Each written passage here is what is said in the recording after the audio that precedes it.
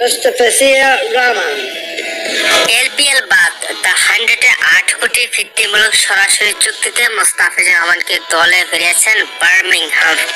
ইতিহাস গড়ে প্রথম বাংলাদেশের ক্রিকেটার হিসেবে ইংল্যান্ডের মর্যাদাপূর্ণ টুর্নামেন্ট দ্য 100 এবার দল পেয়েছেন কাটার মাস্টার মোস্তাফিজুর রহমান। প্রিয় দর্শক, বিস্তারিত থাকছে ভিডিওর প্রতিবেদনে। দ্য 100 এর মাধ্যম দিয়ে ইতিহাস গড়ে প্রথম বাংলাদেশি ক্রিকেটার হিসেবে দ্য 100 খেলার সুযোগ পেলেন মোস্তাফিজুর রহমান। ইংল্যান্ডের এই 100 বলের টুর্নামেন্টে বিশ্বের ক্রিকেটে আলাদা জনপ্রিয় জায়গা করে নিয়েছে তারা।